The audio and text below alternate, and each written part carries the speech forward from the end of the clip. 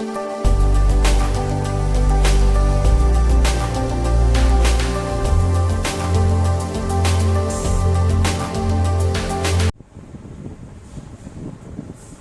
Friends, welcome in my class creative ज्ञान। तो आज हम इस वीडियो में क्या डिस्कस करने वाले हैं, कैसे सॉलिड लिक्विड में बदलता है। सिर्फ इतनी चीज़ें हम डिस्कस करेंगे आज। तो इसको थोड़ा समझने से पहले जो है हम बात करते हैं। फॉर एग्जांपल अगर हम वाटर को देखें तो वाटर जो है नेचर में हमारे चारों तरफ तीनों फॉर्म में पाया जाता है। जैसा कि आपने देखा, वाटर जो है हमारा क्या होता है, वाटर जो है एक तो वाटर लिक्विड स्टेट में होता है, ओके। दूसरा वाटर जो है वेपर के फॉर्म में, वेपर जो कि क्या है हमारा गैस है, और यही वाटर आइस के फॉर्म में भी होता है जो कि हमारा क्या है सॉलिड रूप में है। तो मतलब क्या है कि वाटर तीनों फॉर्म में होता है, लिक्विड में भी, स्टेट सॉलिड में और गैसेस स्टेट में। अब यहाँ पे समझना इस चीज को है कि क्या हम सॉलिड से लिक्विड में और लिक्विड से गैस में बदल सकते हैं किसी भी चीज को, किसी भी फॉर्म को सॉलिड से लिक्विड में या लिक्विड से गैस में बदला जा सकता है। अगर बदला जा सकता है तो कैसे, और अगर हम बदल दें तो इस मैटर के अंदर, जैसे अगर हम वाटर को कंसीडर करते तो वाटर के अंदर जो पार्टिकल्स है उसमें क्या चेंज आएगा जब हम सॉलिड, लिक्विड और गैस में बदलते हैं। तब इस चीज को हमें समझना है आज। तो इस चीज को समझने के लिए हम थोड़ी एक छोटा सा चीज देखते हैं। आप पढ़ चुके हो, जैसे हमने कहा कि ये सॉलिड है, सॉलिड में हमारा पार्टिकल्स का अरेंजमेंट कुछ इस तरह से होता है। लिक्विड में पार्टिकल्स का अरेंज कुछ इस तरह से होता है, और गैस में पार्टिकल्स का अरेंज कुछ इस तरह से होता है। ठीक, ध्यान दीजिए। सॉलिड के पार्टिकल्स के बीच इंट्रामोलिक्यूलर फोर्स मैक्सिमम होता है और इंटरमोलिक्यूलर स्पेस मिनिमम होता है, ओके। यहां पे हम कह सकते हैं कि इनकी थर्मल एनर्जी जो है, थर्मल एनर्जी जो है मिनिमम होता है, और यहां पे इनकी पार्टिकल की थर्मल एनर्जी मैक्सिमम होता है, लिक्विड मॉडरेट होता है। अब देखिए, थर्मल एनर्जी का मतलब क्या होता है? थर्मल एनर्जी मतलब होता है हमारा काइनेटिक एनर्जी। दूसरा, अगर हम इनके पार्टिकल्स की बात करें तो ये जो पार्टिकल्स है, ये पार्टिकल्स कैसा मोशन रखता है? ये पार्टिकल्स जो है अपने मीन पॉइंट से अप एंड डाउन मोशन करता है, मतलब वाइब्रेशनल मोशन करता है। लेकिन अगर हम लिक्विड या गैस की बात करें तो लिक्विड में हमारा रोटेशनल मोशन, और क्या होता है हमारा एक रोटेशनल मोशन हो गया, मतलब ये अपने मीन एक्सिस से रोटेट करेगा। और दूसरा कौन सा रेशन होता है जिसे हम ब्राउनियन मोशन कहते हैं या ट्रांसलेटरी मोशन कहते हैं। मतलब ये दो तरह का मोशन लिक्विड रखता है, लिक्विड के पार्टिकल। गैस का पार्टिकल भी हमारा यही दो तरीके का मोशन रखता है। मतलब क्या है कि हम कैसे भी करके, कुछ भी करके ऐसा काम करें कि इनका वाइब्रेशनल मोशन जो है ये खत्म होके ये वाइब्रेशनल मोशन रोटेशनल मोशन या ब्राउनियन ट्रांसलेटरी मोशन में कन्वर्ट हो जाए, तो और इनके पार्टिकल्स के बीच का गैप बढ़ जाए, इनके बीच की थर्मल एनर्जी इंक्रीज हो जाए, तो यह हमारा एक स्टेट से दूसरे स्टेट में आ जाएगा। अब हमें इंक्रीज किसको करना है? थर्मल एनर्जी को। तो थर्मल एनर्जी इंक्रीज करने का मतलब क्या है कि थर्मल एनर्जी इंक्रीज करने का मतलब है जस्ट ये हमारा एक बीकर है, यहाँ पे एक वाटर का हमारा ये क्या है, वाटर है, जो कि हम कह सकते हैं आइस है सॉलिड फॉर्म में। इसको अगर हम बर्न करते हैं तो ये जो आइस है वो हमारा लिक्विड में बदल जाएगा। हमने कहा कि आइस के पास क्या है, बहुत ही कम थर्मल एनर्जी है। क्योंकि थर्मल एनर्जी बहुत कम है, क्या हमारा है, थर्मल एनर्जी कम है, मतलब क्या है, इनके पार्टिकल्स पास पास होंगे, रिजिड होंगे, कंजेस्टेड होंगे। लेकिन अगर इस थर्मल एनर्जी में हम कुछ एनर्जी जोड़ दें तो जब ऐड करेंगे तो क्या होगा, थर्मल एनर्जी धीरे धीरे इंक्रीज होता चला जाएगा। और थर्मल एनर्जी अगर इंक्रीज होता है तो यहाँ पर हमारा काइनेटिक एनर्जी जो है वह भी इंक्रीज होगा। और अगर काइनेटिक एनर्जी इंक्रीज होगा तो वाइब्रेशनल मोशन जो है वो किस मोशन में चेंज हो जाएगा, रोटेशनल मोशन या हमारा ट्रांसलेटरी मोशन में। जैसे ही ये रोटेशनल और ट्रांसलेटरी मोशन में जाएगा वैसे ही हमारा ये सॉलिड जो है इस फॉर्म से इस फॉर्म में चेंज हो जाएगा, इस फॉर्म से इस फॉर्म में चेंज हो जाएगा। तो इस तरह हम टेम्परेचर इंक्रीज करके मैटर के एक स्टेट को दूसरे स्टेट में बदल सकते हैं। सॉलिड का लिक्विड में बदलना मेल्टिंग कहलाता है। क्या कहलाता है, मेल्टिंग। सॉलिड का लिक्विड में बदलना मेल्टिंग कहलाता है। सॉलिड का लिक्विड में बदलना मेल्टिंग कहलाता है, या इसी को हम फ्यूजन भी बोलते हैं। ओके, अब इसको हम देखते हैं टेम्परेचर के साथ, थोड़ा इसको हम स्टडी करते हैं कि क्या होगा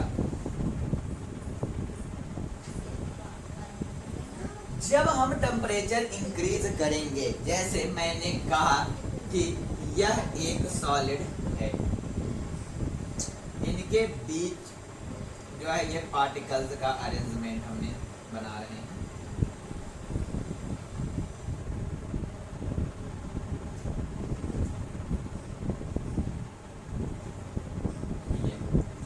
जब हम इसमें हीट सप्लाई करेंगे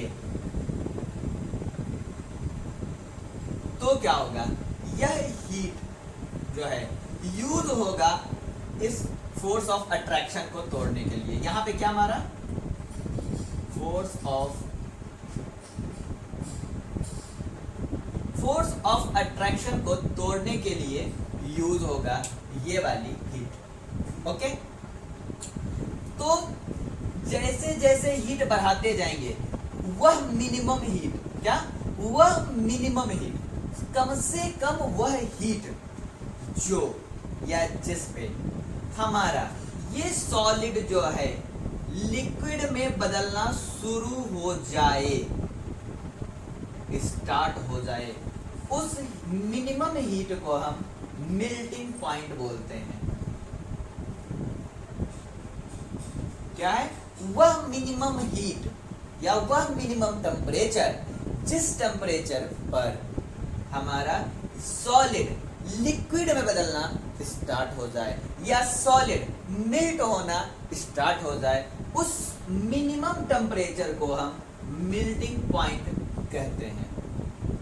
ठीक, जब हम मेल्टिंग पॉइंट पे पहुंच जाएं, याद रखें कंडीशन क्या है, अंडर द एटमॉस्फेरिक प्रेशर। यहां पे प्रेशर को कांस्टेंट रख रहे हैं तो हम क्या कर सकते हैं, the minimum temperature at which solid starts to melt at the atmospheric pressure is called a melting point.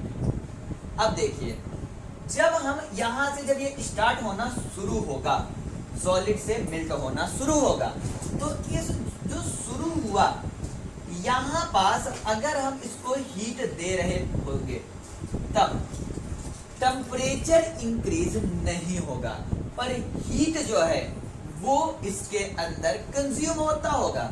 तो क्वेश्चन पूछा जाता है कि यहाँ की जो हीट है, जो टेम्परेचर इंक्रीज नहीं कर रहा, वो हीट कहाँ जाता है। तो जो हीट हम दे रहे होते हैं, ये हीट फोर्स ऑफ अट्रैक्शन इसको तोड़ने में यूज होता है, इस कारण से सिस्टम का टेम्परेचर जो है, क्या होता है हमारा सिस्टम का टेम्परेचर इंक्रीज नहीं होगा, बल्कि हीट जो है सप्लाई होता रहेगा। हीट तो सप्लाई कर रहे होंगे पर टेम्परेचर इंक्रीज नहीं होगा।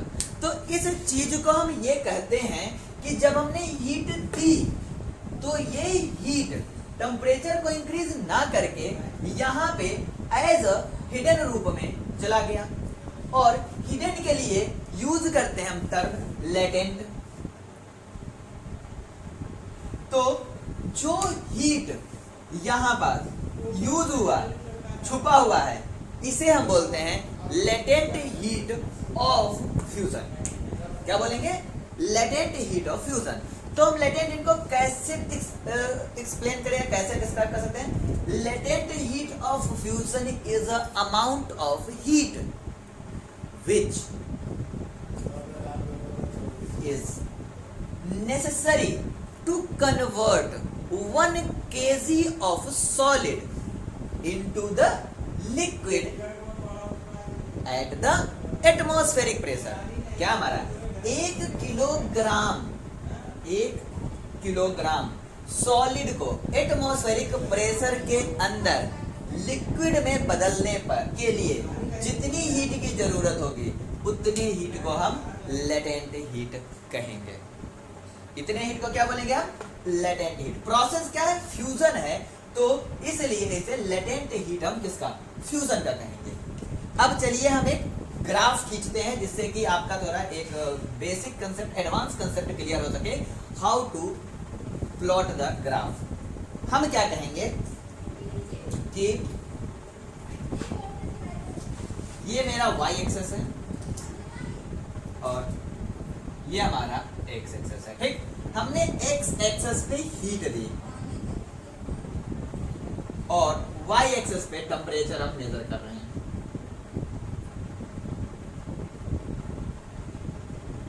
ठीक, क्या होगा जब हम हीट सप्लाई करना शुरू करेंगे तो हमारा एक कंडीशन ऐसा आएगा कि टेम्परेचर भी धीरे धीरे इंक्रीज होगा और एक मिनिमम टेम्परेचर पे जो है इस सिस्टम का जो है, ये सिस्टम हमने कहा सिस्टम का टेम्परेचर इंक्रीज नहीं होगा पर हीट हम देते रहेंगे। क्या है? हम हीट देते रहेंगे।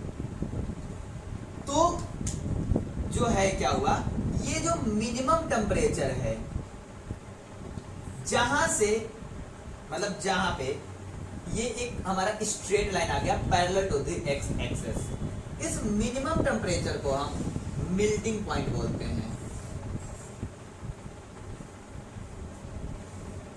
क्योंकि इसके जस्ट बाद यहां पास फिर से हमारा चेंज होना शुरू होगा।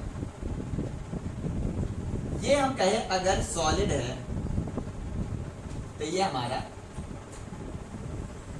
लिक्विड में आ जाएगा। ये सॉलिड इंक्रीज कर इस टेम्परेचर से यहां पास से लिक्विड होना शुरू होगा।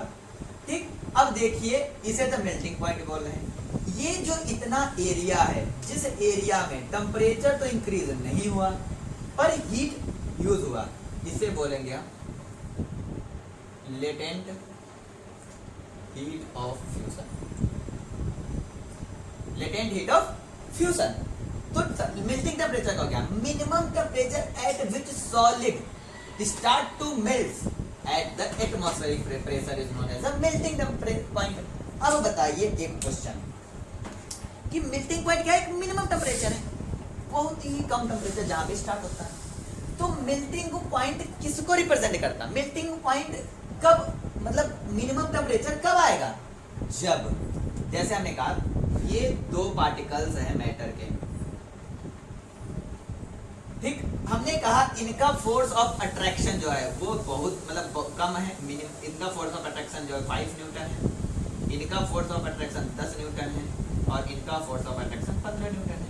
हम एनर्जी देके क्या कर रहे हैं, इसके फोर्स ऑफ अट्रैक्शन को तोड़ने की कोशिश कर रहे हैं, इसके फोर्स ऑफ अट्रैक्शन से ओवरकम होने की कोशिश कर रहे हैं। तो जिसका फोर्स ऑफ अट्रैक्शन 5 न्यूटन है, ये थोड़े ही का एनर्जी पे मतलब कम एनर्जी देंगे, ये ओवरकम हो जाएगा।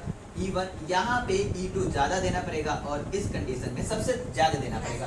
मतलब क्या है, E3 is more than E2 is more than E1। ठीक, ये जो हमारा E2 E1 ये है, तो ये जो मिनिमम टेम्परेचर है, ये मेल्टिंग पॉइंट है। तो हम क्या कर सकते हैं कि melting point indicate the strength of force of attraction of the particle of matter. Melting point हमारा पार्टिकल ऑफ मैटर के बीच के फोर्स ऑफ अट्रैक्शन के स्ट्रेंथ को इंक्रीज करता है। ओके, एक पॉइंट और यहाँ पे आप समझिए, यह एक पॉइंट है, मतलब इतना जो है एक स्टेट है।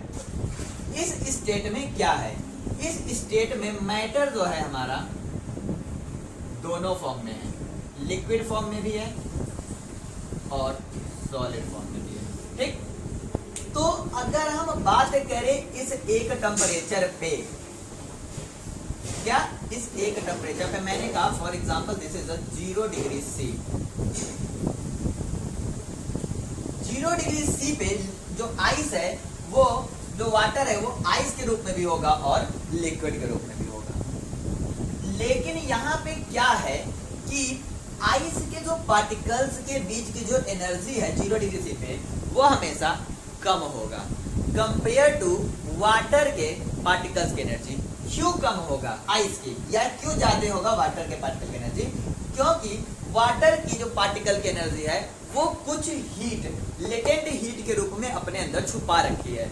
वह हीट जो है, वह ये जो रीजन है लेटेंट हीट का, इसके कारण जो पार्टिकल है, वाटर के पार्टिकल की जो एनर्जी है, वो मोर देन ज्यादा होगा compare to ice at the 0 degree temperature. Okay, आज हमने इस वीडियो में बहुत ही सिंपली मैंने आपको बताया how to change the solid into the liquid, या मेल्टिंग प्रोसेस मैंने बताया इस चैप्टर में, मेल्टिंग पॉइंट मैंने बताया, और इसके साथ मैंने आपको ग्राफ खींचना आज सिखाया। अगर आपको वीडियो अच्छा लगा है और वीडियो में समझ में आया तो वीडियो को लाइक कीजिए, अपने दोस्तों के साथ इसे शेयर कीजिए, चैनल को सब्सक्राइब कीजिए, बेल आइकन दबाइए, जिससे कि हमारे सारे वीडियो आपको टाइम टू टाइम मिलते रहे।